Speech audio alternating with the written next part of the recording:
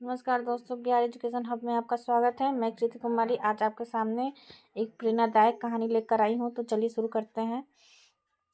सबसे पहले राजा की परीक्षा। टॉपिक का नाम है आज संत कबीरदास की जयंती है। शुभकामनाएं। इस शुभ अवसर पर हम आपके साथ उनके जीवन का एक प्रेरक प्रसंग आपके साथ साझा कर रहे हैं। राजा की परीक्षा। सादा जीवन और उच्च विचार रखने वाले कबीरदास की ख्याति दूर दूर तक फैली हुई थी और बनारस के राजा वीर सिंह भी कबीरदास जी के भक्तों में से एक थे। जब कभी कबीरदास राजा से मिलने जाते तो राजा स्वयं कबीरदास जी के चरणों में बैठ जाते और उन्हें राजगद्दी पर बैठा देते। एक दिन कबीरदास ने सोचा कि वीर सिंह की परीक्षा ली जाए कि क्या वे सचमुच इतने बड़े भक्त हैं जितना कि उनको उनके व्यवहार से नजर आता है या दिखावा मात्र है। अगले ही दिन वे बनारस के बाजारों में एक मोची और एक महिला भक्त जो कि पहले वेश्या थी के साथ राम नाम जपते निकल पड़े और साथ ही उन्होंने अपने हाथ में 2 बोतलें पकड़ ली जिसमें रंगीन पानी था, पर देखने से शराब प्रतीत होता था।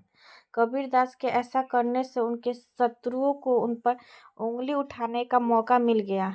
शहर भर में उनका विरोध होने लगा और उनके शराब की बोतलें हाथ में लिए एक मोची और वेश्या के साथ इस तरह शहर में घूमने की खबर राजा तक भी पहुंची। कुछ समय बाद कबीरदास जी योजना अनुसार राज दरबार पहुंचे। उनके इस व्यवहार से राजा पहले से ही मन क्षुब्ध थे और इस बार उन्हें देखकर वे अपनी गद्दी से नहीं उठे।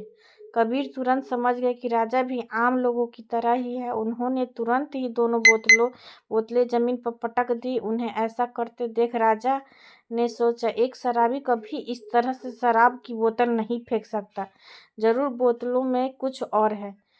राजा तुरंत उठा और कबीरदास जी के साथ आए मोची को किनारे कर उसके से पूछा, ये सब क्या है? मोची बोला, अरे महाराज, आपको नहीं पता, जगन्नाथ मंदिर में आग लगी हुई है और संत कबीरदास इन बोतलों में भरे पानी से वे आग बुझा रहे हैं। राजा ने इस घटना का दिन और समय नोट कर लिया और बाद में इस बात की सच्चाई का पता लगाने के लिए एक दूत जगन्नाथ मंदिर भेजा। मंदिर के आसपास रहने वाले लोगों ने इस बात की पुष्टि की। उसी दिन और समय में मंदिर में आग लगी थी जिसे बुझा दिया गया था। जब राजा को इस सच्चाई का पता चला तो उन्हें अपने व्यवहार पर पछतावा हुआ और संत कबीरदास में उनका विश्वास और भी दृढ़ हो गया।